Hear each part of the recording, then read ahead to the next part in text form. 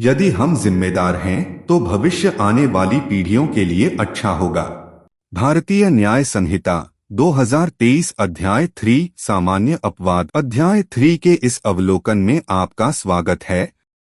धारा 14 के तहत तथ्य की गलती के तहत सद्भावना में किए गए कार्य, यह मानते हुए कि वे कानून से बंधे हैं, अपराध नहीं हैं। उदाहरण के लिए, यदि कोई सैनिक आदेश के तहत भीड़ पर गोली चलाता है या कोई अधिकारी गलत पहचान के कारण गलत व्यक्ति को गिरफ्तार करता है तो ये अपराध नहीं है। धारा 15 में कहा गया है कि न्यायाधीशों द्वारा अपनी न्यायिक शक्तियों के अंतर्गत कार्य करते हुए की गई कार्रवाई अपराध नहीं है। धारा 16 स्पष्ट करती है कि अदालती आदेशों के तहत सद्भावना से किए गए कार्य अपराध नहीं हैं, भले ही अदालत के पास अधिकार क्षेत्र का अभाव हो। धारा 17 बताती है कि कानून द्वारा उचित ठहराए गए कार्य या सद्भावना से उचित माने जाने वाले कार्य अपराध नहीं हैं। उदाहरण के लिए, यदि कोई किसी व्यक्ति को गलती से हत्यारा समझकर गिरफ्तार कर लेता है तो यह कोई अपराध नहीं है। धारा 18 के तहत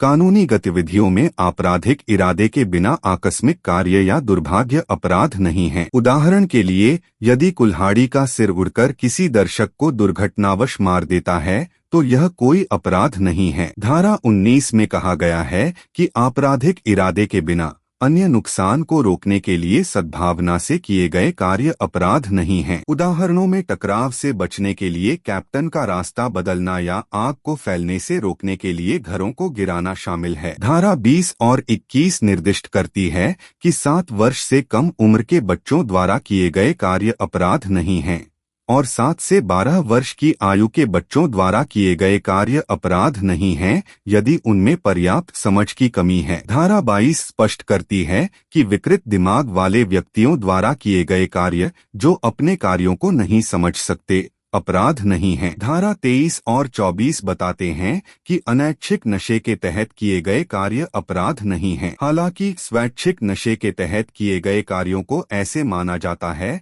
जैसे कि व्यक्ति को सामान्य ज्ञान था, जब तक कि उनकी सहमति के बिना नशा न किया गया हो। धारा 25 से 28 में कहा गया है कि सहमति से नुकसान पहुंचाने वाले कार्य तब तक अपराध नहीं हैं जब तक कि मृत्यु या गंभीर नुकसान का इरादा या संभावना न हो। उदाहरण के लिए, यदि 2 लोग मनोरंजन के लिए बाड़ लगाने पर सहमत होते हैं और बिना किसी बेईमानी के एक को चोट लग जाती है तो यह कोई अपराध नहीं है। धारा 29 और 30 स्पष्ट करती हैं कि किसी के लाभ के लिए सद्भावना से किए गए कार्य अपराध नहीं हैं, यहाँ तक कि उनकी सहमति के बिना भी, यदि सहमति असंभव है। उदाहरण के लिए, एक सर्जन द्वारा किसी बेहोश व्यक्ति की आपातकालीन सर्जरी करना कोई अपराध नहीं है। धारा 31 में कहा गया है कि किसी के लाभ के लिए सद्भावना संचार, भले ही इससे नुकसान हो, अपराध नहीं है। धारा 32 बताती है कि हत्या और मौत की सजा वाले राज्य अपराधों को छोड़कर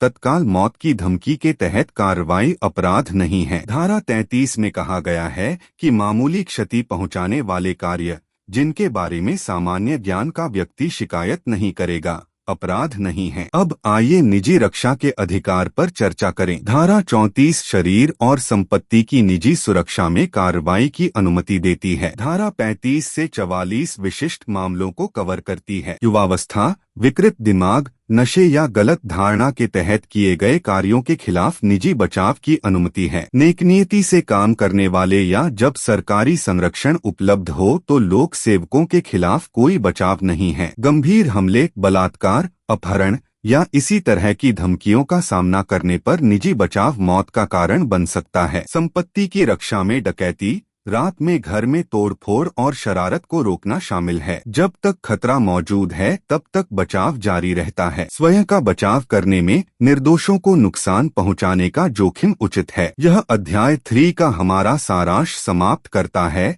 भारतीय न्याय संहिता 2023 के सामान्य अपवाद। अधिक जानकारी के लिए info9 साइबर मीडिया पर बने रहें। सूचित रहें, आराम से जियो।